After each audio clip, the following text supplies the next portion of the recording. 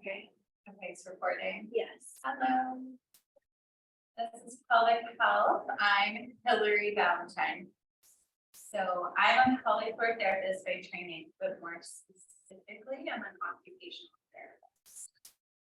Traditionally, people associate pelvic floor therapy with physical therapy, but both OTs and PTs can do pelvic floor therapy. It's within our scope of practice.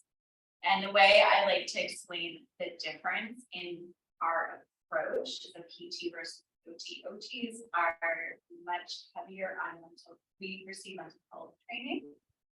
And I think the link between anything going on in your pelvis and your mental, emotional, spiritual, energetic health is intricately linked. And I think OTs have a little bit more power in addressing that relationship, whereas physical therapists really dial in on like this specific issue and then go out from there. I start really broad and we'll get nice. My business is called HB Holistic Health, and everything I do, I approach from this holistic. So I talk about the 7 elements of holistic pelvic care. Or anything I do in the physical, mental, emotional, spiritual, energetic, social, and environmental factors.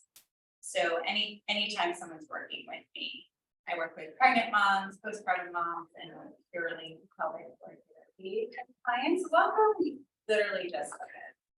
I'm looking at all of those things, and they feel if we haven't at least looked past the cover of one of those areas, we may miss a major element.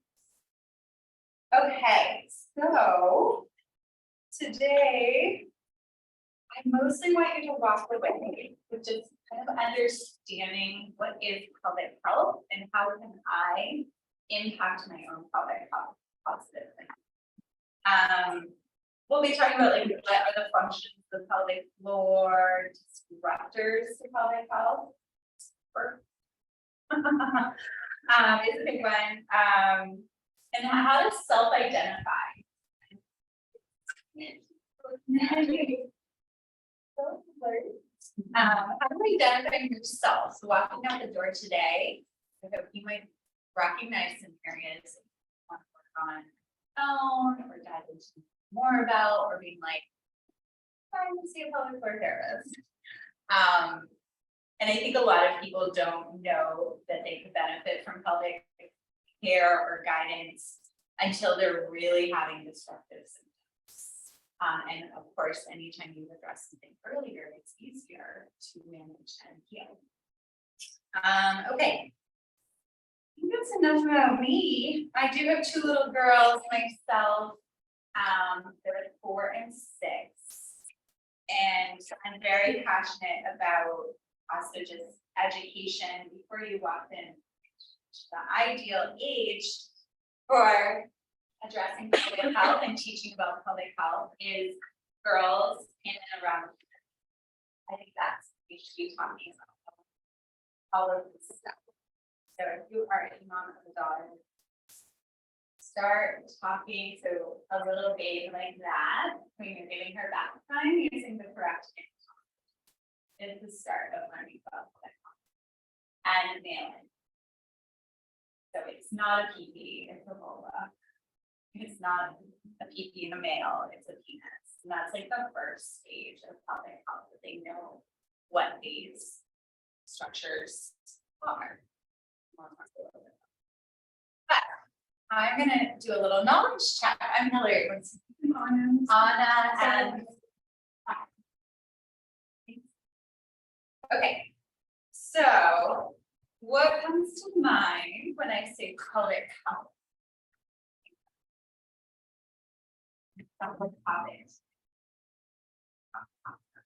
Eagles. Kegels. Number 1 answer. Yeah. It's about it.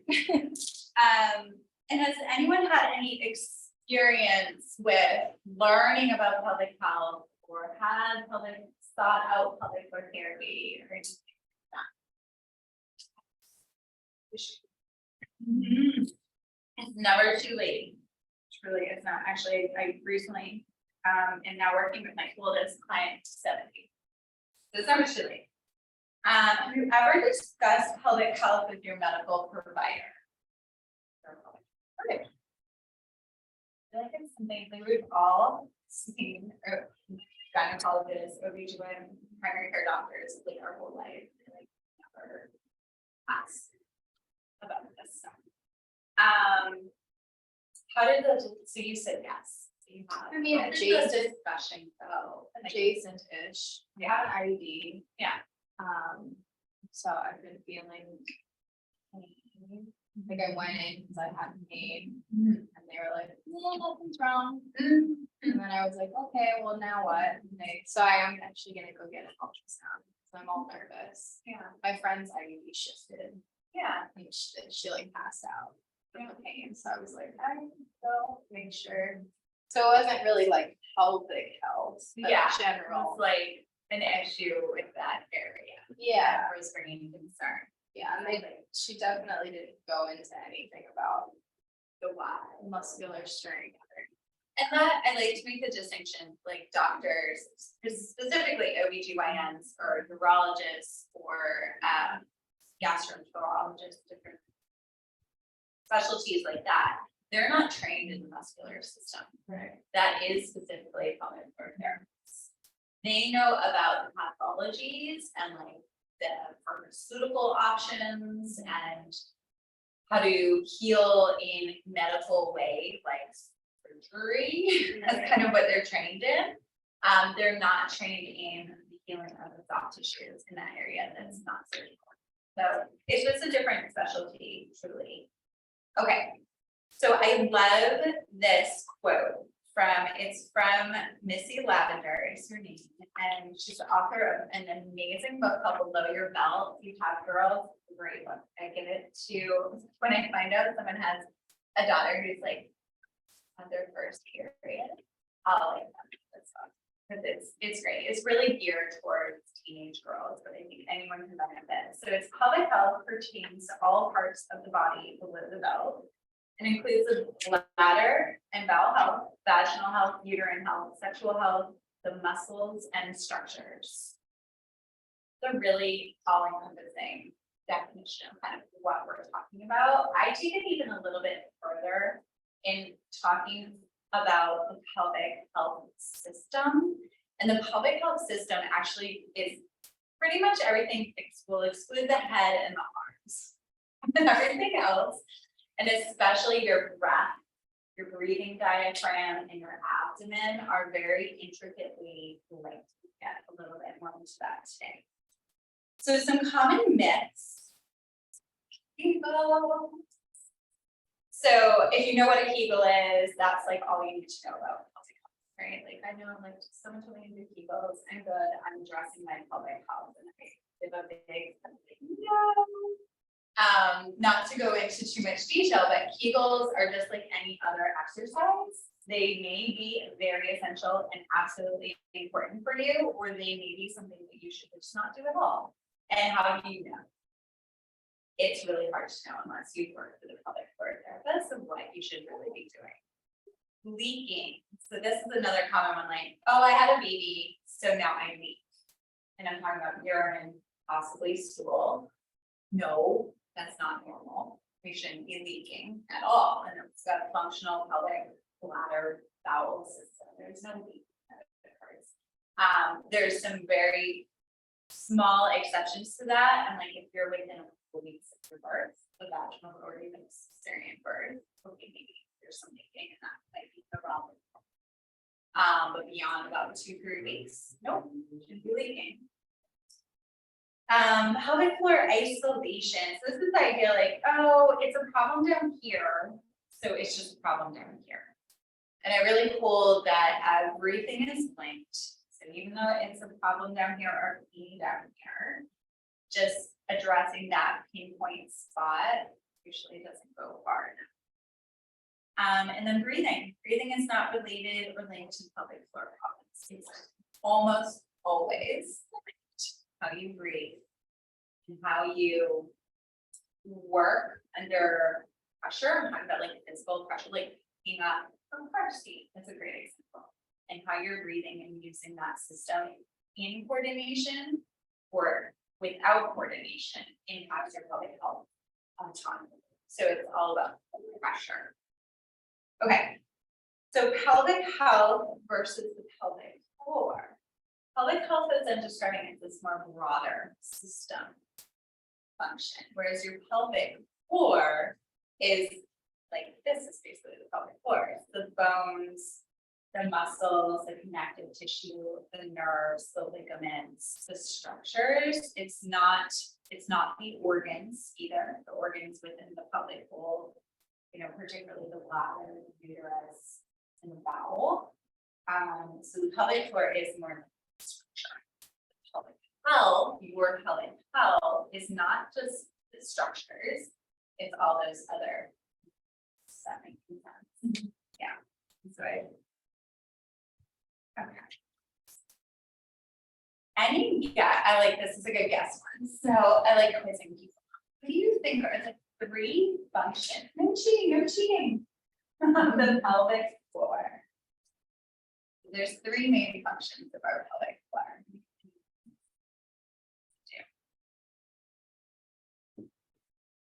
I read ahead, so I don't. Okay. Just throw it in. Hold them together. Yeah. More or less. Exactly. So support. This is your self hold. Like if we didn't have our muscles here, of which I can't. Well, this is removing some. I can't remove them all. Yeah, it comes apart a little. There's actually many more layers that I left around. So if these muscles weren't here, like we live in a gravity environment, all of our insides would just be falling out of us. Literally, that's what our pelvic floor muscles do, is hold us in, hold things in. So they're endurance muscles. They're always going to have some degree of contraction, except when you're laying down. But when you're standing, you have to have some tension, or yeah, if we didn't have these muscles, we would just walking around with all sorts of stuff coming out. Okay, so very good. That most people don't get. So organ support is what we call it. What might be another function?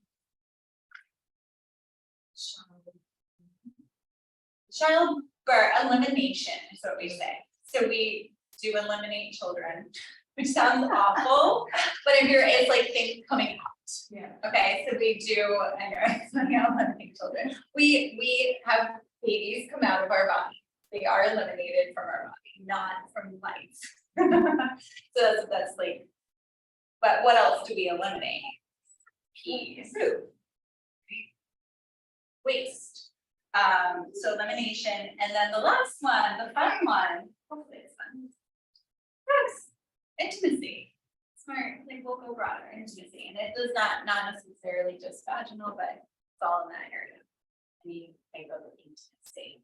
There's scope, and that can be kind of the parameters around that is that it's comfortable, it's enjoyable, and there's ability to achieve orgasm. That's a properly functioning pelvic floor, and that's intimacy. Organ protection is your organs are staying where they're meant to be, and the elimination is you have control over holding and releasing when you desire. Childbirth's a little bit different than that. Clearly, it's not as much like consciousness about that.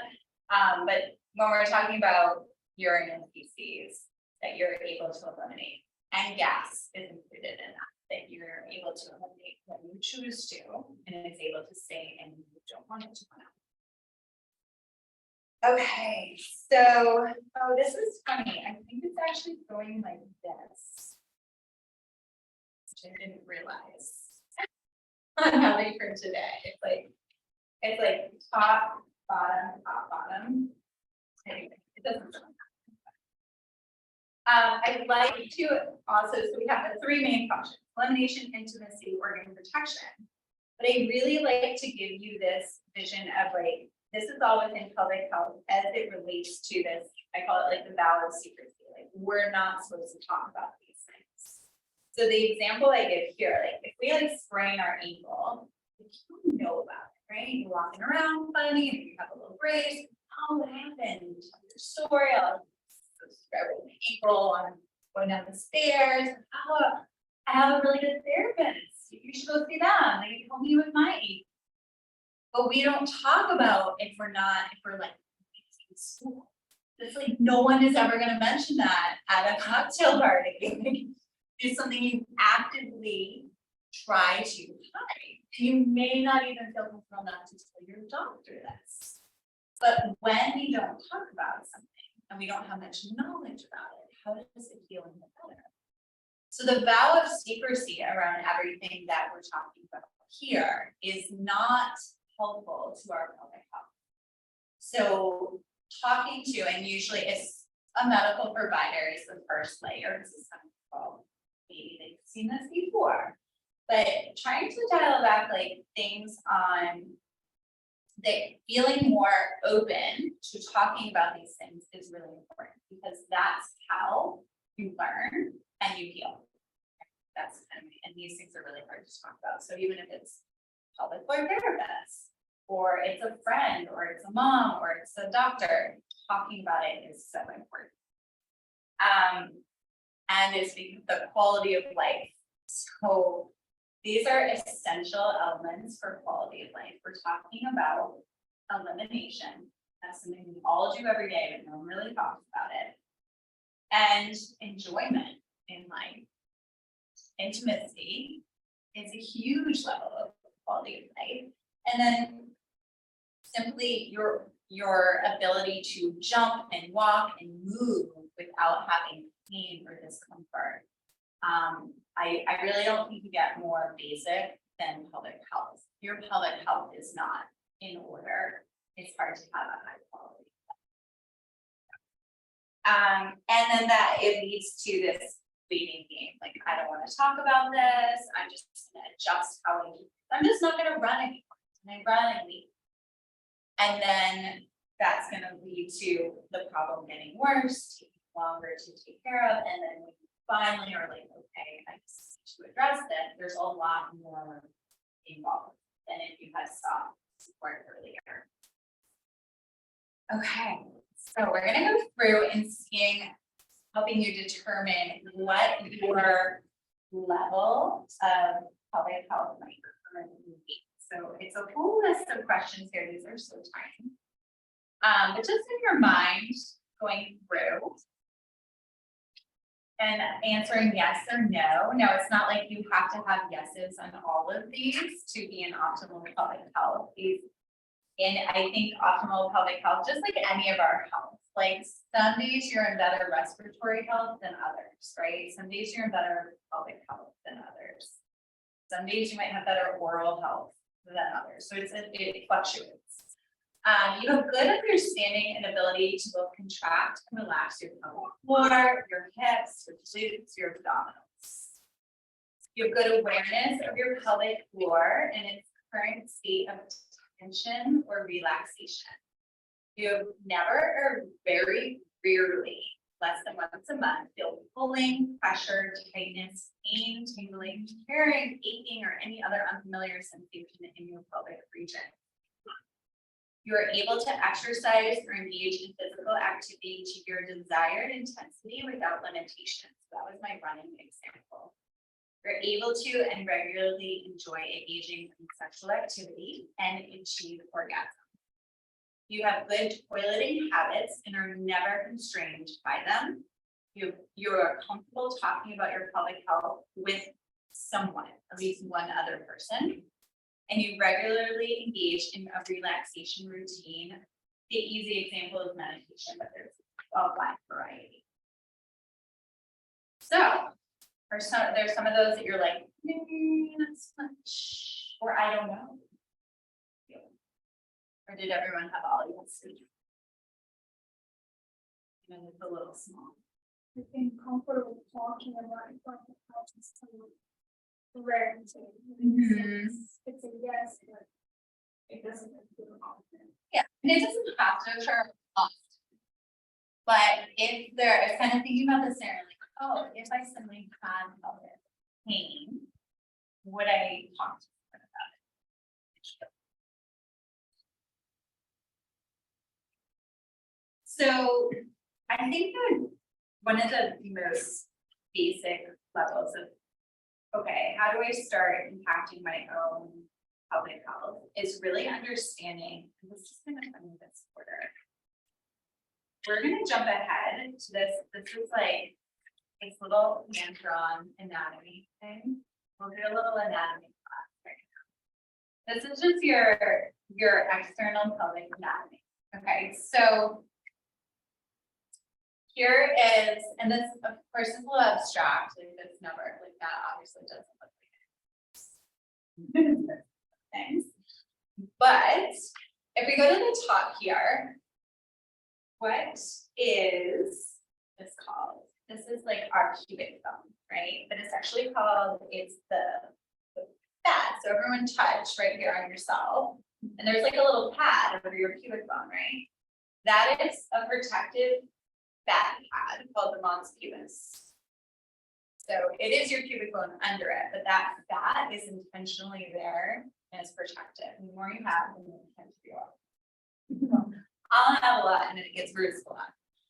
Okay, so and everyone, I kind of missed this part. Everyone in this area, they are, should have brought my book. I wrote the book. Like different vulvas. They're so different looking. They're like, it's different as our pieces here. No one's looks the same. And there is no normal vulva. It's your vulva. It's your unique, special, your own. And it doesn't look like anyone else's. So, all right. And it doesn't look like this. Thank God. So labia majora, this does not demonstrate the labia majora is like the bigger outside lips. Those are also their function. Its function is purely protective. The inside, the inner lips, and that's where there's broad diversity. So the smaller tissue that does not have hair is the inner labia. And that is both protective and it has secretion from it. And then we have your vaginal opening. I will know where that is. The vaginal opening is actually technically called the vaginal introitus, which is the opening layer. Then we move to the space between your anus and your vagina. Vaginal opening is your perineum. This is truly your self. So if we all just like sit up on our heads, and like our north pole is like right here, it's more in the back, right? Very top of our head. If I go straight down, the piece of your body that you're going to point to is here. Okay, so your spine actually sits directly above that. So your vaginal opening is front, your spine, your anus is behind your spinal column. As it goes up to your head, there's curves. Remember? So I know it's not behind your sacrum. Anyway, did I confuse anything? Got it. Okay. Then we have our anus. Most people know that. Clitoris at the top. Your another one. I don't think I've seen anyone pop in. Yeah. The urethra is an interesting. I encourage you. Has anyone ever looked with a mirror? There. The pelvic floor. Please do. The one that can be really hard to find is the urethra. You're like, where does my pee come out? Some people, it's like a little bud, a little opening. It's between, so the clitoris is represented on this as the yellow dot. The urethra is usually like not a centimeter, less than a centimeter below that, and definitely before. Oh, they're representing this whole. Some people it's like a little bud, and some people it's completely internal. So you actually can't really see it. If you really want to know where it is, like you can usually feel it if you touch it. You'll know, like, oh, that's where I know that's where my pee comes out. But you're like, how do I find it? The way an instructor told me is just like people that you stand with a mirror, and as you pee, you'll see it, and that's where it is. So if a lot of people are like, I can't find the urethra. It's more obvious. It's like overly hidden. And if you really want to know, you might have to eat a mirror. Have fun with your anatomy. And this is all so important in our scheme of our pelvic health, like knowing our own bodies and how it functions. So have a little fun with it. And a little detail about the clitoris is your clitoris does have a hood over it. You can see for the clitoris is a female penis. And so that when the clitoris becomes erect with arousal, the hood comes back. So the hood is protective. And that is what they do. This is like a side horrible note with female mutilation, is they usually cut and mutilate the clitoris. So then, anyways, I digress, but it's an important protective piece. Okay, so so you're like, well, what's the vulva? Some people are like, what is? Vulva is a word for a few of the parts, the labia majora, the labia minora, the vaginal opening, and the clitoris all together are the vulva. The vagina is more or less what you can see from the outside. Learn something new? Okay, let's back up a little bit. So that's kind of, so there's ways to begin self-assessing your pelvic health status. It's just looking at yourself. I won't have you do it here, but I have done an event with Yoni Steam Honolulu, and they have like their little Yoni steaming, but she has like curtains around all of them, so you can close them or like get down here. There's some lights. But I got them. It's kind of fun. Okay. And they also, I've heard about, I was talking to Nadia, and she's an artist, and they will, I've seen it before, where they'll hold cooking classes and you stand over a mirror and you meet your vulva. So it's fun. I think those kind of communal female things are really powerful. And amazing if you're open to participating in that, but if you're not, those are two ideas of things you can do at home as well. Okay, so symptom checks. So that's the other way to gauge, like addressing am I having any symptoms? Leaking, frequency is just always having to go, whether that usually we're talking about urination, but it could be bowel movements as well. Chronic constipation, which I'll define shortly what that is. Heaviness, pressure in your pelvic floor, it's not improving quickly. Numbness, tingling. That's something that people often ignore. They may not like you kind of know that an area of them is numb because it's numb and they don't touch on it. Another reason why touching and feeling and exploring down there yourself is really, there's health components, it's not just. So let's talk a little bit about incontinence. Everyone's heard of incontinence before. It's when you can't, generally, there's bowel incontinence. I'm going to focus on urinary. It's far more common. It's when you can't hold your urine in, and you might have a leak. A leak is considered anything from a few drops to a complete loss of your bladder, like this, like a puddle on the floor. So anywhere in that zone. Stress, and there's three types. So stress incontinence, urge incontinence, and mix. Mix is the blend of the first. Stress incontinence is like I jump and I drip. I jump. If I jump or I get up, or I sneeze, or I cough, so there's some pressure onto the pelvic floor, and then that causes a leak. Urge incontinence is very different. It's usually an association. So the classic example is I'm fine driving home from work, driving home from the store, but as soon as I put my key in the door, I leak. And so it's like this associative leaking of like, out of the blue, you have this intense, overwhelming urge to go. And it can be like before a presentation, or it can be just it's like scenario specific, and people usually have a couple of them that they can see. And sometimes there can be a blend of those symptoms.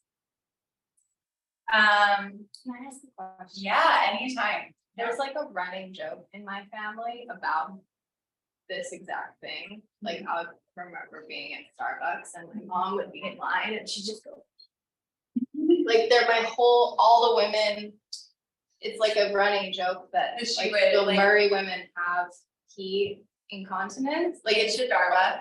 just anywhere. Oh, okay. Like, I was like, that's amazing. like my cousin's auntie, like it's just a joke at this point, where she'll like sneezing, laughing, but what I'm wondering, me and my cousin just assumed it's genetic, because we haven't had kids and we still have it. Yeah, But Yeah. is that all genetic? it can be genetic, because Okay, I so can speak personally, I was always just told I had a tiny Right. like I don't have a tiny beard. I just am, and I think the way I explain it is like people have different levels of sensitivity to their bladder filling. And so women in your family might just have a high level of sensitivity, Yeah. and so they feel like they have to go all the time. And like that's like myself, except now I know that's more of an urge incontinence. You just can't tolerate your bladder filling. And it can feel really painful, so you go. There can be genetic components. There's it's more of like a learned behavior kind of thing. So the bladder, the bladder is a bossy bitch that will just want to take over your life. It never wants to be full. Bladder's like, no, that's like work. I don't think that, let me go. And so it starts to take over your brain. Actually, your brain's just like, oh, whatever. But really, our brain is in control of our bladder. And our brain should dictate our conscious thought, okay, I'm ready to go now, or no, it's not time to go. So when I was a little girl, it really came out with softball. Every time I would have to get up to bat, like, so, or I was like about to get up to bat. And I'd be like, what? It was like such a thing. Everyone was like, oh my God. And she was like, you're just nervous. And it was nerves related, but she didn't understand how to explain it. So I could like the physiological link there. And so I would she would find me a bathroom and it'd be like 4 drops. Right. And so you didn't really have to keep that bad. It's just gone before we left. But that is actually an urge incontinence symptom. And I just kind of was told like, oh, stop it. I stopped playing softball. So it'd be easier to right? So they got that or whole life. So then I never talked. Because it was just like, oh, just stop. Right? It was the thing. And not until actually a few years ago when I was taking the courses to become a pelvic floor therapist, I was like, oh my God, people always told me like after babies that have stress incontinence. Like really a urge incontinence in like certain scenarios. I'm like, and it's like, and then your brain, you just start this learned behavior. If I don't go, I'm gonna have abstinence. That's the biggest fear, right? So you just bossy bitch takes over, and she gets her way until the brain starts to say no, which is fun. And so there's a lot of actually people work a lot more on and cognitive behavioral techniques. That's just outlining that pattern. Gotcha. Long answer, but. So it can be like a mix of all of the above. Yeah, and then childbirth can add layers onto that as well. But it's super common and it's often just like you described, like, oh, stop, or just, oh, look at her, she's doing that thing, and like being fun of in a way, or like, Well, it's just like a joke in my Yeah. family, and now that you're talking about it, I'm like, maybe everybody, you know what I mean? Like everybody kind of has written it off as like, oh, that's just the way it is. Yeah. Nobody's ever been like, maybe we should all go check. right, exactly, and really like as a pelvic floor therapist, well, they all probably would benefit from group therapy, no, because it is not normal. Right. Okay, so here's some in this slide are any amount of leaking, urine, stool, or unwanted gas included is incontinence. What is constipation? Passing stool less than 3 times a week for 1 month is chronic constipation. So chronic constipation, the problem with that is it adds pressure on the pelvic floor, and pressure is, we already have enough just natural pressure on the pelvic floor. Any additional pressure, what that can create, is that the next one? Yep. heaviness or pressure, sensation can mean pelvic organ prolapse. So I don't have the organs. Let my kids play with them. I play with the bowel, the bladder, and the uterus. But the organs all lay in here, and pelvic organ prolapse is, it can be that the organ, so you have your vaginal now, right, and the uterus is on top. It can be that the uterus is kind of sinking too, and like people say coming out. 97% of pelvic organ prolapses, it's not something coming out of you. It's a shift in where that organ is. So your bladder actually sits right up on this bony shelf right here. And with childbirth, sometimes what happens is the baby comes down and baby's like head kind of like tapes the bladder with it a little bit. And so then the bladder has to go back into place, but it doesn't go back exactly right. It's a little wonky, and that feels funny. And it can feel like heavy pressure. It can feel like it can bulge a little bit more into, so you have your bladder next to your vaginal canal, and instead of it sitting nicely here, now it's kind of like pushing into it a little. So you get this weird sensation. That's pelvic organ prolapse. So it's people are like, oh my God, something's coming out of me. Small percentage, yes, something's coming out of you, but most of the time it's a shift. So treatment for that is normalizing pressures. Okay, what else we got here? So pain with sexual intercourse of any type or anorgasmia is inability to achieve orgasm. That is a pelvic floor dysfunction. Pain in and around the pelvis, including the tailbone, the pubic bone, pain in those areas, super common. People are just like, oh, I've just had tailbone pain forever. And I just deal with it. It's something that can be absolutely improved, changed. What else? Scarring from medical procedures. So good example, of course, C-section, episiotomy is when they cut the perineum, or you have a perineal tear through childbirth, but also appendectomies or just any abdominal surgery creates off tension in the abdomen, and that off tension can change your pressure. Like coming down, so like say the pressure is all even, and you have this big scar over here, so the muscles are kind of puckered there. The pressure down on the pelvic floor can change. And we need over years usually to symptoms. Yeah. Do UTIs and pelvic health have any relevance?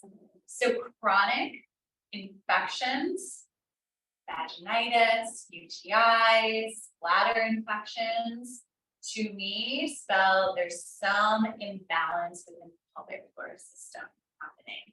One-off ones, not so much. Like it's like once a year. That wouldn't be too much of a red. Like we all can get a little funky down there once in a while. But if it's like every couple of months or every something, that is definitely there's a systemic imbalance.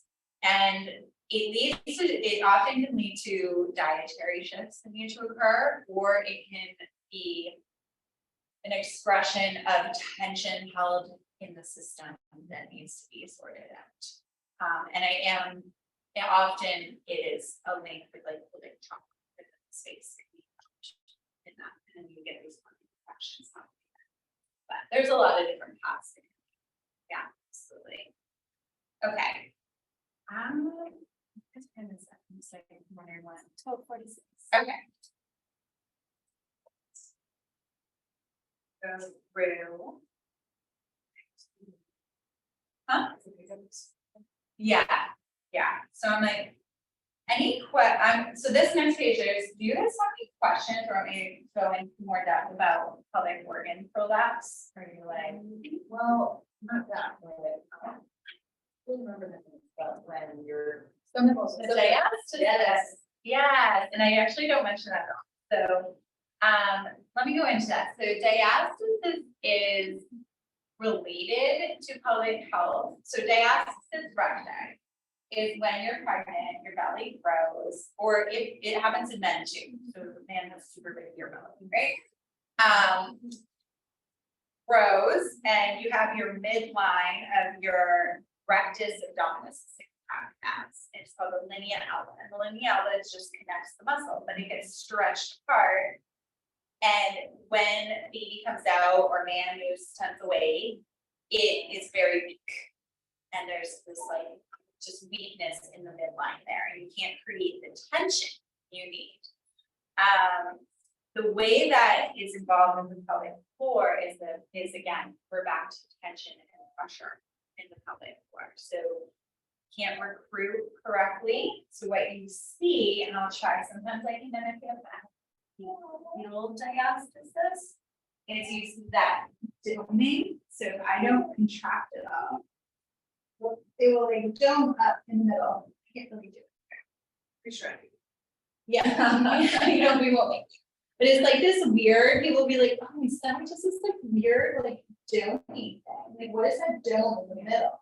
And it's so the way we treat that is helping you learn how to engage your deeper abdominals, the transverse abdominis and the obliques, and also managing pressure. So when you have that doming, that weakness, you need to recruit to sit up. I had to recruit tension in my core.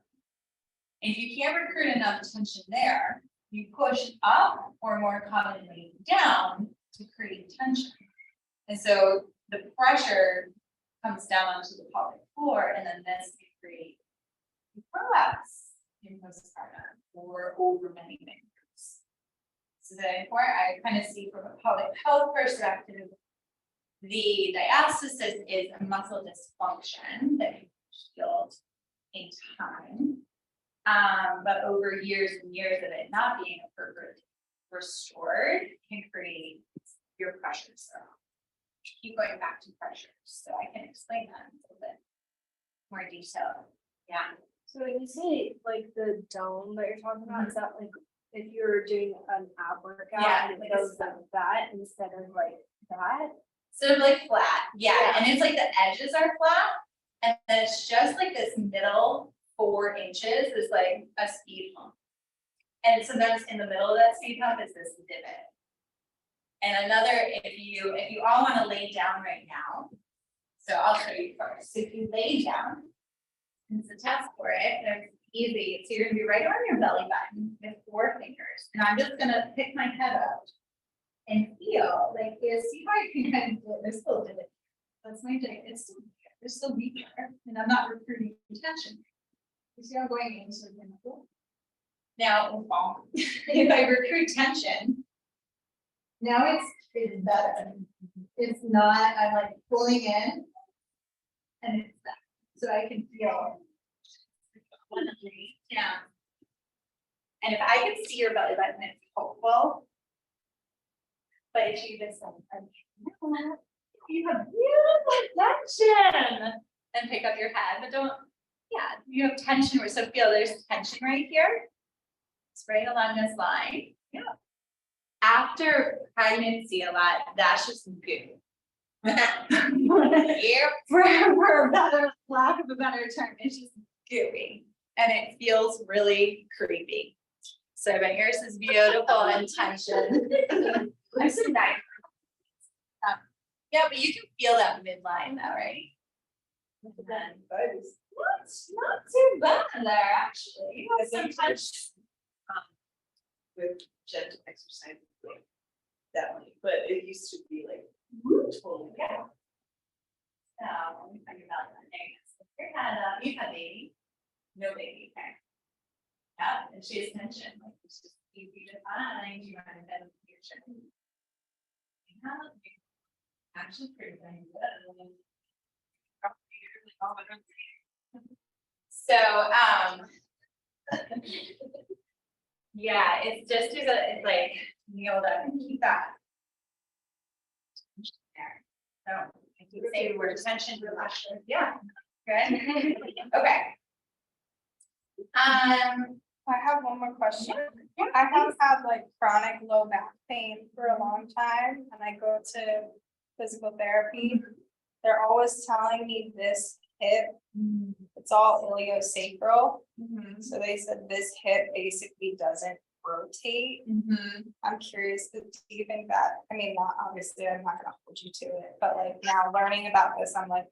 Cause it always relocks, like I'll go to PT, they'll fix it, then I'll come back, and if I don't do all the exercises, it'll lock back up. I'm wondering now, like.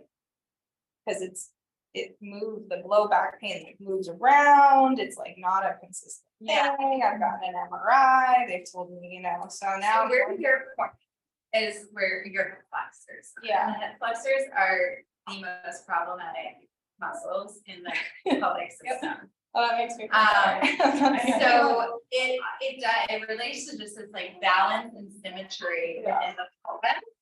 And so I bet you have a dominant, a common pattern, let's just put it that way, because I really don't. Is where we are hamstring dominant, which I had a pen, you need to do it. Because I'll, actually, I think I have them right. Yep, I do, okay.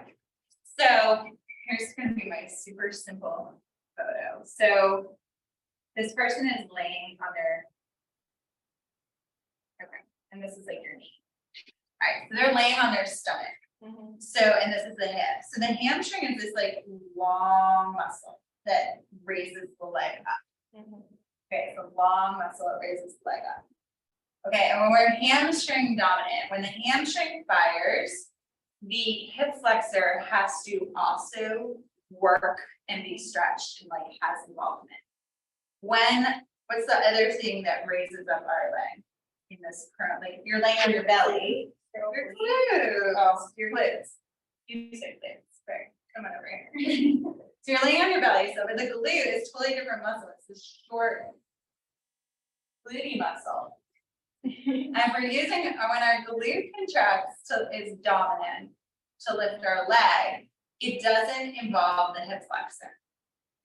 So we have a hamstring dominance, we're always gonna be having hip flexor issues. Until that dominance is switched to a glute dominance. And so I just had a client the other day, like a really simple, and I love it, so you can all do it. So lay out your blanket, do you guys have a blanket? Yeah. Okay, so lay out a blanket just for padding your knees. Is the bolster Oh, here, I have another blanket. Here you go. You can try and do one. Okay, so you're gonna be up with your heels up. And I just call it like a kneeling squat. So I'm gonna come down right before I touch my heels, and then I'm gonna track my glutes and come up. Exhale. You should feel your glutes working to come up. Now, what I love doing is like, if you want to like get pretty hardcore here, is you have shoulder weight coming down, and I pull up and help. Or I can do it like this. So shoulders, it's core, and it's glutes, all at once. You might want more padding. You should feel, you're gonna feel a little in your hamstrings, so you should really be focusing on your glutes. So coming down, you can't contract your glutes to come down, but before you lift up, you squeeze, exhale. Really focus on lifting the glutes. Bridges are also amazing for improving or reducing hamstring dominance. There's a lot. It's a whole like network of things that therapists need to unwind with individuals. It's not really a group therapy thing. Like that one though. Yeah, it's a good one. You might feel like at the top, like you can't even get all the way to your jaw. Yeah. Sometimes you'll like stop it here, where you're not completely straight because of that tightness. So, yeah. All right. So we did so I talk about like these 4 ways of pelvic care. So it's familiarity, which is like what we did earlier with naming the parts. Connection, we're gonna do that next. So actually, we do have those purple balls back. I'm gonna go grab it. I'm gonna take a ball and have it used like to go for a pickup. Oh, yeah. I'm gonna bounce them over. Go. And I have one. I'll use mine. So I like these at home. What I would use is yoga bricks. You want pretty high. Here, so you're gonna sit on your ball. Now, if you can't kneel, pad like Sam is. But we want it on yourself full. Okay? So I'm gonna open, so the self full has space to be there. So you're not, here I'm on my vaginal opening, here I'm like on my penis, and here I'm on my self full. So play with that. Don't wanna be on my vaginal opening, you don't wanna be on my butt. I wanna be in the middle. Okay, everyone there? So what we're gonna tune into, this is one of my favorite little exercises, and I want you to just throw all judgment and expectation of what you're gonna feel out the door. Because this sometimes can take you weeks to truly start to feel. And what I'm gonna guide you to tuning into is the rising and falling of pressure in your pelvic floor with your breath. So before you close your eyes, when you inhale, your breathing diaphragm comes down, right? Because your lungs get bigger, and so your body needs space. And so should your pelvic floor descend or lower. And then when you exhale, the breathing diaphragm contracts and pushes up, and so should the pelvic floor rise. The movement in the breathing diaphragm is 10 times more than the movement in the pelvic floor. But you can imagine if someone has a really tight pelvic floor, you inhale and nothing happens, what happened to the pressure there? They overpressurize the body. And now it's still really tight and they exhale. Now they're under pressurized because nothing's changing down here. And we want them to flow in unison, and that's balanced pelvic floor, a more normalized pressure system. So the visual I'm going to give you, the jellyfish. Seem like the right? Floaty jellyfish. So closing your eyes, start by tuning in to your breath. And with each inhale, I want you to focus on how your breathing diaphragm is coming down into your abdominal area.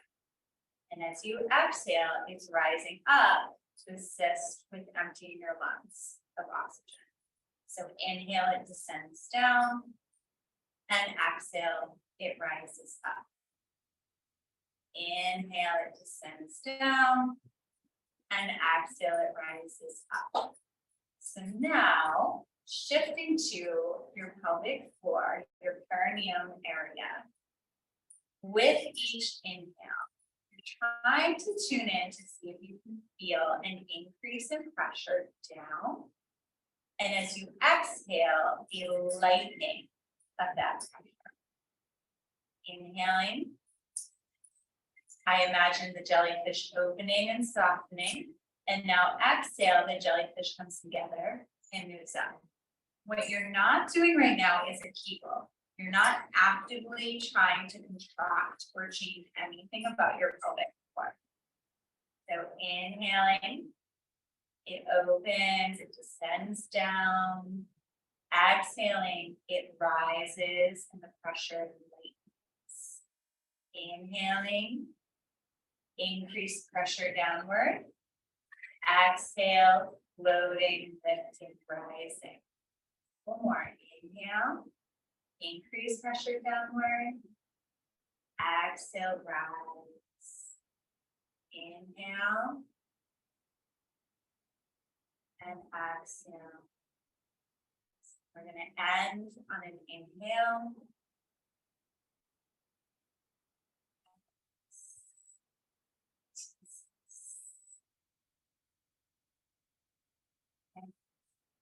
And You want to be able to kind of tune in and nervous. Not too sure. I like here. No, it's absolutely, so for me, so the jellyfish can work when I inhale. The image that works really well is like an opening of a flower, and you know how powerful a flower is when it opens. Like it's very gentle, right? So like this is super gentle. It's like an opening of your flower. And then nighttime and your flower is so gentle. But being able to tune into that is so powerful, especially for anyone who has not had a baby. Connecting to this and in postpartum is even harder because everything's like all wonky. Like years later, might be scared. But I would recommend, so this may be too much input onto your pelvic floor, so you can play with like at home if I sit on a few cushions. You can also have a chair, but like sometimes I'll have my clients just sit on a chair and just literally put their hand there. And you can feel some just like softening of the tissue and tightening. So it's not like a, it's just like there's a little, you feel like a little like twitching tension as the pelvic floor comes down with your inhale. There's a little more like tension, and then it just kind of softens again as it rises. The tension is with the increase of pressure. When you breathe in, there's more pressure in your body, right? So the soft tissues then they're like, I gotta give way to allow. You're gonna allow more space. And then the exhale, oh, there's less tension, so we can relax. That's where Kegels have to stay out of the room because they're a different thing. It's not a Kegel exercise. So a Kegel, glad you asked. A Kegel is when we try to actively contract the muscles, and they're particularly around like the vaginal canal, and we're trying to like lift up, and then we relax them and they release downward. So it's the contraction of the pelvic floor muscles is a Kegel. It's like the pelvic floor muscle exercise. They have their time and their place. That's that answer your question. So it's like that. If you're about to sneeze and you don't want to leave, you're like tense down there. The classic test that people will say, like you'll tell your girlfriend is like, oh, you don't know how to Kegel. Well, next time you go pee, try to stop peeing while you go. Just stop.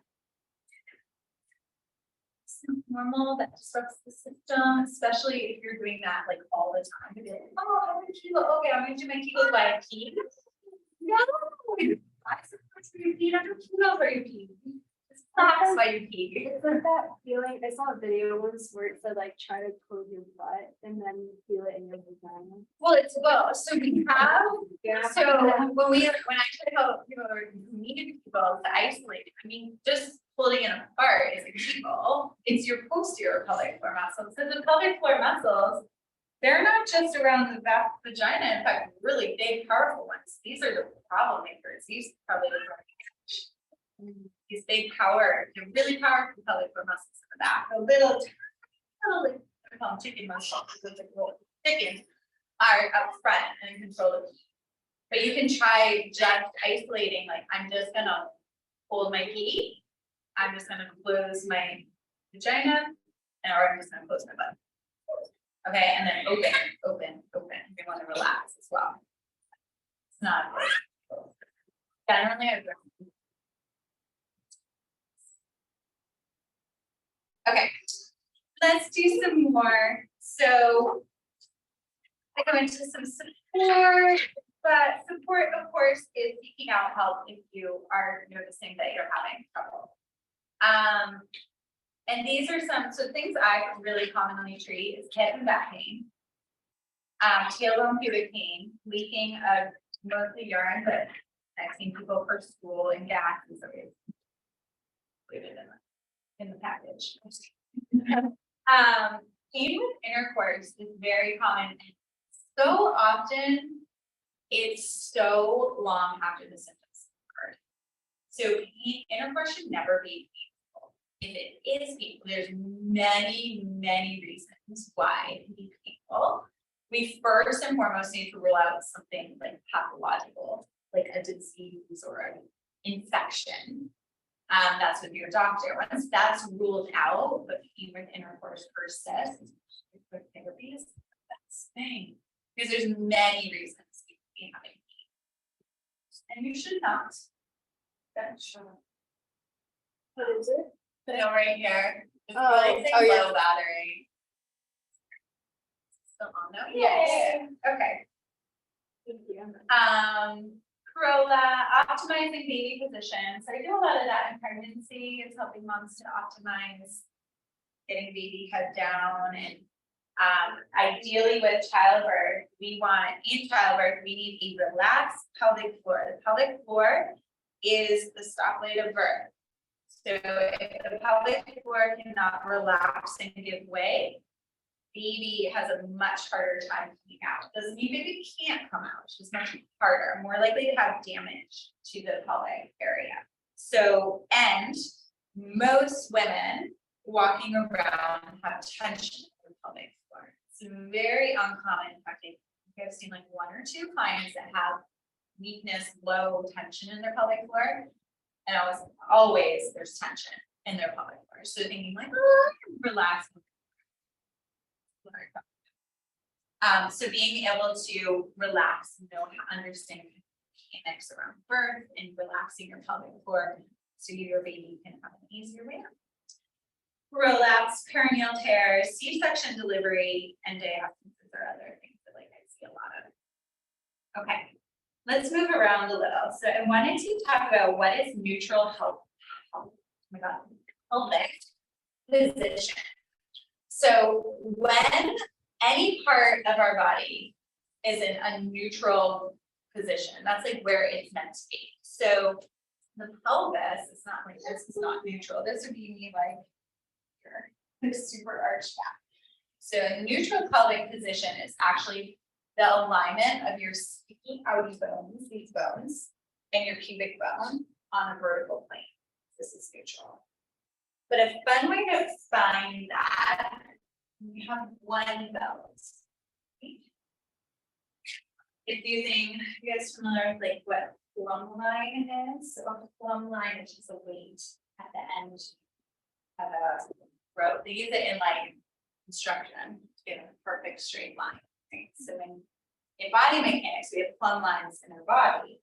So if I hold this at my hip joint, and my pelvis is, get it to stop shaking, neutral, it should be over my ankle.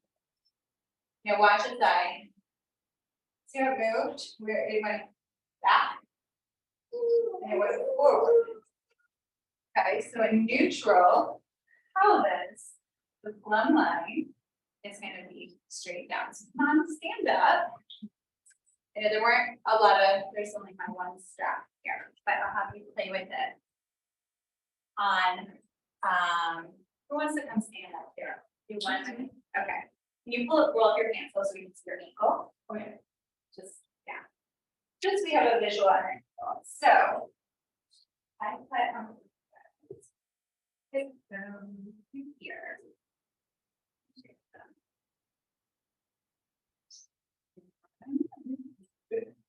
So, wait, hip bone? No, not that, the femur. Oh, femur. Sorry, I got it. So okay. So this is falling in front of your knee. So much in front. So I want you to yeah. Yeah. Okay, you just corrected better. See how I just floated back more towards her ankle? So you actually need to be tilting more this way.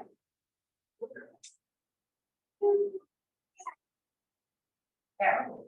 That is neutral. Isn't that crazy? You're really tucking forward. You're really like, you need more movie. Oh, that's why. Yeah. Yeah. Just trying to tuck it in. Okay. But did you see what I kind of shifted there? So it's like one way you can try at home with like a belt. And I'm gonna help you. Another way that you don't need anything is if you're feeling severe. The bones here, I call them sticky outy bones. And then your pubic bone Okay, so one hand on your pubic bone and one hand here. And you're trying to see, so if you stick out your tailbone and then look down, see how your pubic bone hand kind of disappeared under you? So you're sticking out your tail really far. And then tuck your tail through your legs. And now you see how your pubic bone is like in front of this. Okay, so you go back and forth. Don't worry about what your knees are doing, your knees can bend and straighten. Okay, and then you're gonna stop looking down and just keep going through that full range. So really, really tucking and really, really sticking out. And then stop halfway, wherever you perceive is halfway, don't look at it.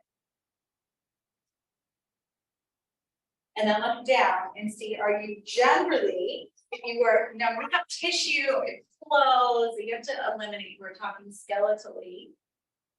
Are you in line? So it's your judgment. It's gonna be hard, it can be, take some practice. You know, I also like rotating. Like, so I like, Sam and I can really see better what's happening. So that's another way I like when I was first learning that, so I would, you know, big tucker, you know, and actually I have low back pain when I would come to talk, it would like open up. But I was like pubic bone forward, and so I would just through my day start being like, where's the, oh, I need to stick out my butt. And as soon as you neutralize your alignment, bring it more towards neutral, other things start to shift and more back towards normal. Now, if you're jamming it there, like you're really tight, you're like, jam it there, or I feel this pulling in my hip, that's where this is, you probably are needing more therapy-based support because your body's just gonna keep bringing you back. But if you're like, no, I can kind of like roll through this pretty easy. And I think it's best to perceive in your inner information where halfway is. Instead of like overanalyzing, is it here? Is it here? Is it here? Just you know, listen to what your body tells you when you do that full range of what's happening. So that's one. Next, let's go through, so more broadly, is mountain posture. Almost everyone I work with, I am saying, I want you to get into a mountain posture in the morning. So mountain posture, just think that like standing yoga posture that you're like, alignment. Okay, so it should be, I'm just gonna tilt this up slightly. Okay, so we're start from our feet. So hip width on you, your hip width is this. So remember that your knees together. So your hip width. Cool. So you're gonna bring test between the ball joint of your foot. That's hip width right there. Okay, so everyone's got their own hip width. So feet are now aligned. Right, next step is I want you to imagine there were a line. So if I put this pen right here, I'm gonna make this. So it can be helpful to stand like next to a line, or you can just visually. Guys, so now you feel like you're pigeon toed, right? So this is to get your glutes engaged. So we're gonna go up to the knees. And I want you to imagine there's a rope. And you're pulling it out. So your knees right now feel like knocking, right? So pulling it out, and I'll give you, maybe you guys can see it here actually. When I do that, my butt. What's my butt doing? Just contracting. My glutes are engaging. No, my hamstrings are soft. Glutes are engaging. So you need to try that on yourself, and you should feel a little booty. Now, if you're moving really from your feet get all like deformed, that's not what we want. We want to move from our knees. So imagine that, imagine pulling. Everyone feel their booty pop. Okay, now check your hips. Do you think you're neutral? Your best guess. Okay, so you're pulling pubic bone, hip bone. Yeah, I'm good. I'm really touched. I'm really sticking out. Right, your best guess. So hold, find your pubic bone and hold your hip bone. No. Okay. You're like, no. So hip bone is here, hip bone is here. Now when you bring your pubic bone back just a little bit. Just a little bit. More neutral there. Okay, how's that feel? You have more of a curving back. A lot of posterior tilting. Screw. Okay, so you hold there. So. Booty's probably relaxed. Your booty in, check your hips. Inhale, grow tall. Imagine those vertebrae spreading. Now exhale, hold the height you just need. And you should have felt your core hold the height. So core helps with height. And now hands forward, that's just to open the chest. It's very relaxed. No big. Okay, just opening. And now check my ears over my shoulders. You tend to be here, right? So I'm gonna bring my ears over my shoulders, but still have a level chin. So I'll do like under the chin. Like, is it up? It's down. It needs to be straight. And mirrors are great. Okay, so let's re-engage our glutes. Because that's something we should just like skip. Like I just softened. I didn't really lose a lot of my alignment by softening. Mountain posture is meant to be engaged, like say like an isometric. No joints are moving, but it's very powerful. This is a neutral position. So bringing your body into a neutral, you can relax out of it. And then everyone will go through it quicker. So feet, and like imagine a hip width. Get those outside lines straight. Knees pull out. Glutes engage. Help check my pelvis. Inhale, grow. Exhale, hold. Palms forward. And I do a lot in my body now. I'm like checking, I'm doing my ears right now, my chin. I'm good. And I feel really powerful, right? You have some tension between your shoulder blades, your core is engaged, your glutes are engaged, your feet are powerful on the floor, they're not. So coming here every day reminds your body where it should be or where it should go back to through your movement. Okay, so we're not staying here, but we're reminding, like, hey, body, this is a beautiful, powerful, neutral posture. We're going to come here each day and remind you to choose and remind the consciousness where. Okay. Hugely helpful for just broader health. Okay. How long would you recommend holding? Just like feeling it. I think it's like just a mindfulness moment. Just like, let me just feel this. And it feels really like when I go into this, and there's power, but there's softness. And I'm just like, oh, I feel so like aligned and balanced. It's a great way to like start the day off. And then like I'm feeling relaxed and just go to the next day. What else do I have on my list? These are some of my like these like very broad. Okay, psoas movies. The psoas. Hip flexor, and it runs from about mid-thigh to your low back. And when we sit, it shortens, right? So it would shorten, right? Like it has slack and it's not stretchy. So we're sitting all the time. It gets short. If it gets short, we can't do this as well. We can't go in extension very well. And if you can't go in extension very well, your hamstrings are doing the extension for you, not your glutes. It also is a muscle that is very linked with our parasympathetic nervous system, our fight and flight, because it's a power muscle of the front. Okay, so when we're stressed out, your psoas gets ready. Muscle's getting ready, what does it do? Extension. So now we're getting shorter. So now like standing becomes really uncomfortable and you get this fighting here. Usually don't feel it up in your abdomen area, but it can be really tight. It goes actually to your back, right about here. But my favorite way to release it. So we're gonna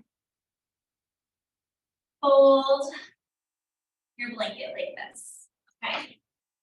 I do this, I'll demo how I do it. It's better on a breath, but I don't have enough breath. So you can go on a folded blanket. So fold one more time so it's pretty bold. And we're gonna come down actually just on your back. And then you're gonna also, I'll do this too, just a few minutes. So I'm gonna put the folds toward up. Okay, I'm gonna have the fringe down. And it's under my sacrum. And this stuff. I'm saying, so this, what this should do with my psoas is lengthen it in this position, but it's not it's not stretching it. So it's a release for the psoas. Lengthened, but not stretched. And I just sit here. My knees are together. And this is where I often recommend like turning on a low guided meditation and just hanging out. And every minute or so, you're gonna wiggle up. Okay, you're not ever gonna bridge. You're just gonna wiggle up. So everyone start. We'll be here for about 5 minutes, okay? So come on to the blanket bump. And it should feel really comfortable. It should be like, ah, this was something.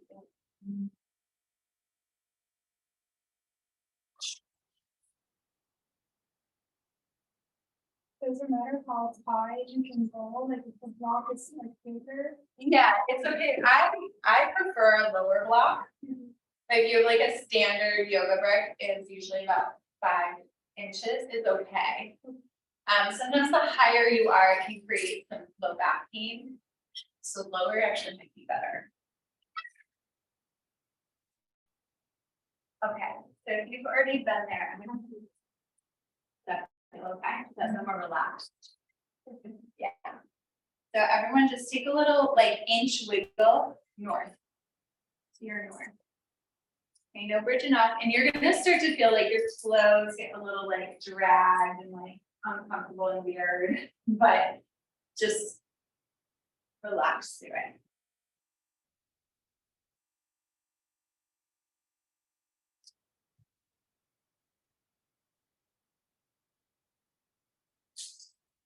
And again, wiggling up.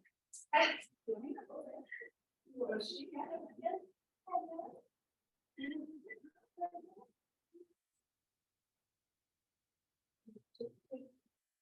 okay.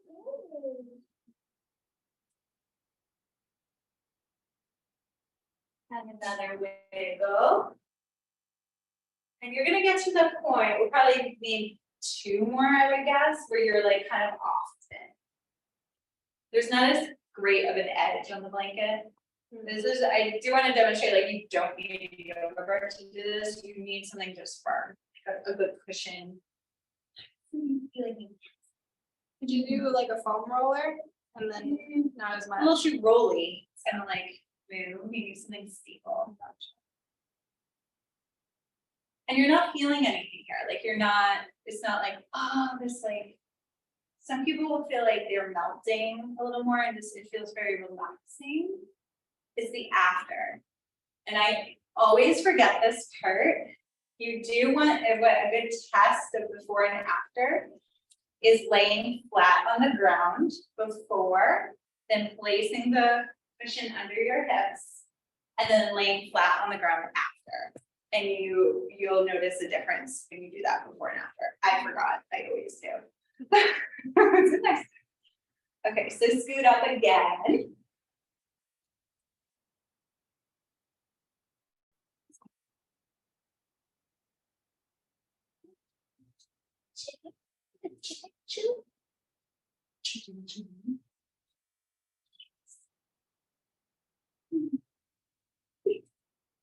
And scooting up again. Like coming off this. Yeah, if you feel like you're coming off, just remove it. And then you can just lay it flat.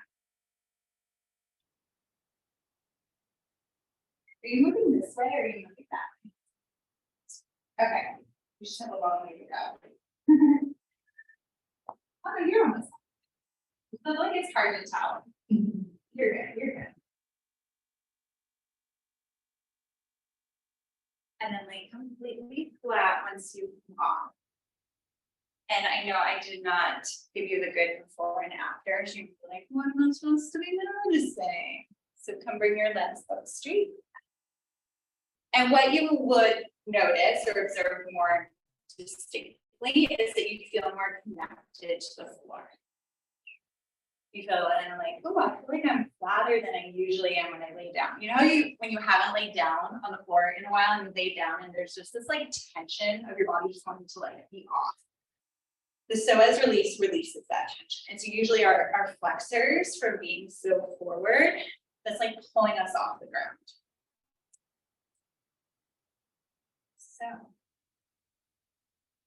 So you don't recommend doing lunges, like if you're sitting at the desk for a long time, like my friend who's training to be yoga instructor, she told me like to do lunges and like stretch. No, it's just a different function. There's nothing wrong with stretching the flexors, but sometimes people go like, oh, it's tight, so it needs to be stretched. And I think it needs to be stretched and released. So this was more of a release. This is also really great to do out of a really stressful day, because like I was explaining this, so as get tension through stress. So you want to release that stress from your body. This is great. Whereas like when you have a stressful day, you might notice more tension here. Stretching it a lot might just piss it off more. Sometimes our tissues just want to be like told to chill. The stretching is not chilling, it's very active. So I'm a fan of releasing as well on top of stretching. So you can do both. Mom answer.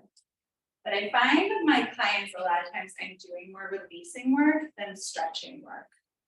I also do a lot more of just like the connecting, like with mountain posture and even with that pelvic floor connection is like guiding you to feel your body again. Because once you can feel and really tune into parts of your body, then you can, then your body starts to just move towards more balance naturally. Your body knows what it needs. But sometimes we don't know how to listen to our body to do what it needs. So that's where I see, like, it just in my personal, my work with my clients, kind of like just guiding them to reveal what they're not feeling. Okay, let's see. Don't move yet. Let me see. It's white print. It's really hard. Oh, a beautiful one. Okay, I want everyone to roll onto their side, and you're going to be almost in down on her belly, or does she eat belly? Oh, she can do it.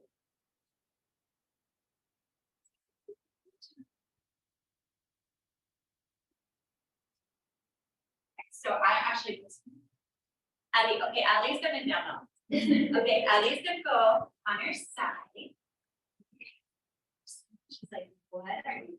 And you guys are gonna be on your side like this, you can put it up, and then you're gonna exactly roll and open it up.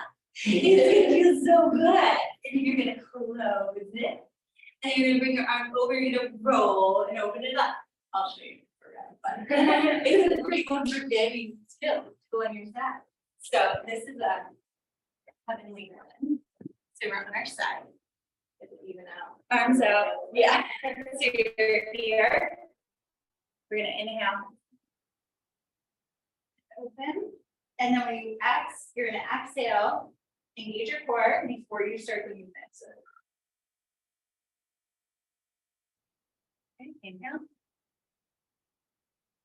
Bring out as long as you have. Exhale. Core engages, and then I come back. Okay. Is that a super active one? Like, should you be, because I've done those before and I find sometimes they aggravate the low back. Is it like an active, or is it? The opening is very relaxed. Okay. Coming back, I work with a lot of postpartum moms, and it's a very safe, early way to contract. So like the you can opening. get it safely like 1 week postpartum. And some moms are like, oh, shoot. I moved you too much. She's like, what are you So lay down on your side, support your head comfortably on something. Yeah, let's go. So arms are out straight and long, palms together. Inhale and open up and just feel, just watch out for the tripod there. I can do this a little bit. No, you're good. Just like that. And just let your body be where it is. I'm super loose, so I like roll right there, but you like it's fine too. So just look that way. Your hips fall back. Not too much. You wanna, you're trying to get your mid back. This is really opening your breathing diaphragm to get a better breath. And then start and exhale, engage your core, then bring your arm back together.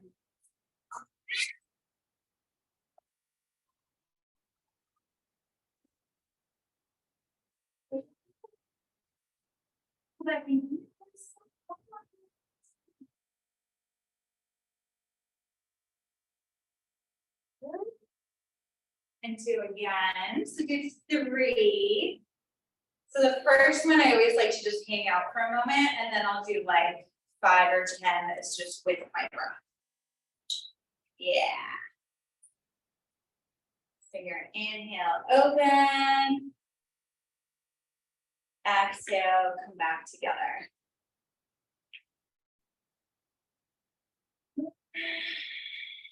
Not quite a pleasure for the breastfeeding. Big chest.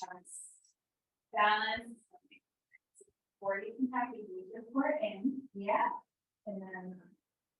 So the driver of you moving back is not like your chest muscles and your arm muscle, it's your core. And then roll on the other side to do this symmetrical movement. That was my little reel this morning. Everything we do on the left, on the right in our day-to-day. So for example, if you always hold your purse on your right, hold your purse on your left, at least once a day.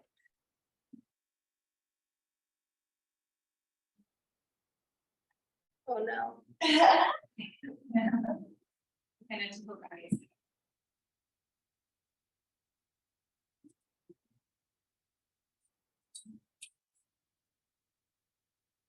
And then when you feel like you're equal, roll back up.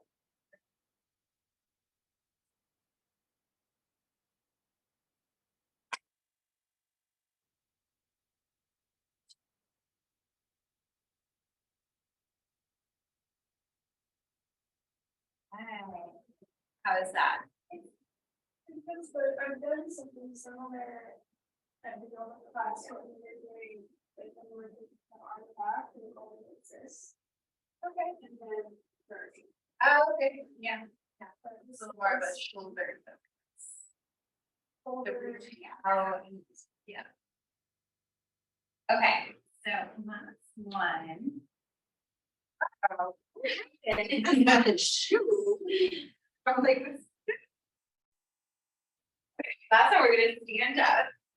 So, mommy said, holding as much as possible midline. So I want everyone to stand a little wider than hip width.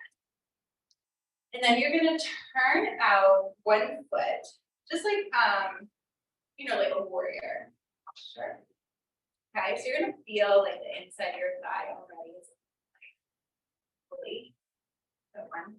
Now I want you to all try to shift your hips in this position. Go a little wider up. Now put your hands on your ribs.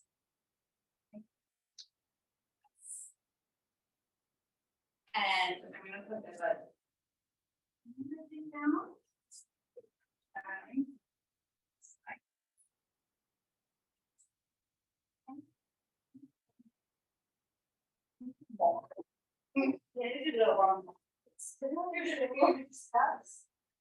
So notice that I'm shifting. My ribs are not moving.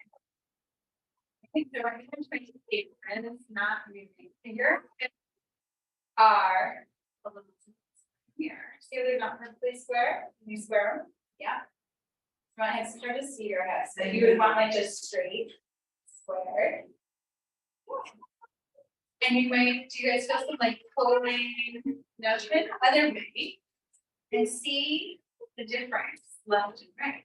One side easier, or one side harder. Okay.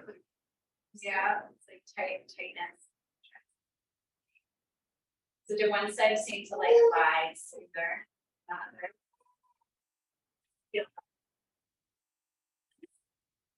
Serving. So try look in the mirror. So our hands, we want to make sure we're not doing like any upper body. We're really trying to isolate this. hip. Don't worry about your knees. Your knees are like this. Good. Okay. That's more of like feeling the hips and the muscles. So often you might feel, oh, like one hip clicks more when I do that motion, and I go the other way, and that other doesn't click, or I feel more muscle tension. So the next one is you're on train tracks, so you're not on a balance, you're on train tracks, and about the width of the mat, but you don't have to turn that direction. So first check that your headlights, these are your headlights, we're pointing forward, they're not. Okay, so straight ahead, and then we're gonna talk and out.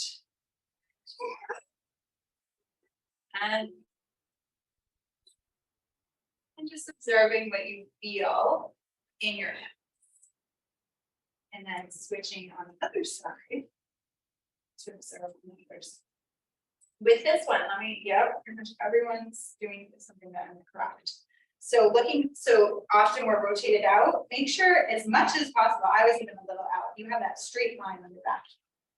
And notice now when you do it, a little different, right? So when we rotate out here, we're losing the sensations into the V hip. Straight ahead. And then switch, because we didn't do that fix. There's that. Bring your heel out. Up even a little bit.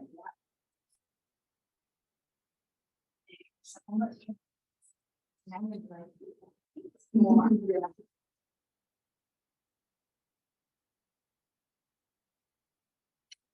So those are, if you wake up and you're trying, or you feel like you're really tight, these are for just like opening up with hip, releasing hip changes.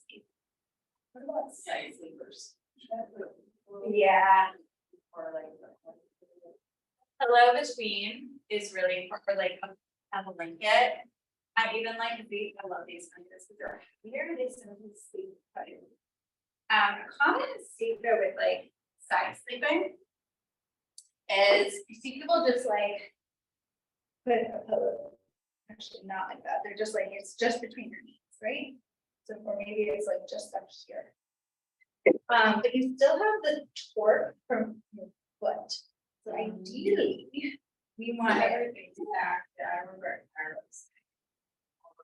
Yeah. So see now like my hip, my knee and my foot are more on the same, more. So a lot of times people will like almost make it worse because they're creating this is up higher and now that's like even lower. So all the way down. What does it worse? It just creates more, it's like torquing your hip out of the joint, right? Because if we're looking at like a lever, my foot's dropped, my hip has more tension on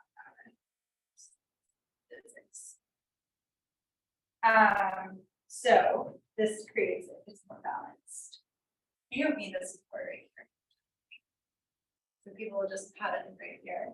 The knees are still together, and so that didn't do anything. Okay. So questions. I'm gonna stop the recording just because like maybe my phone's about to die. Oh, Or is it even recording? did we ever hit Yes, record? no, Okay. I did.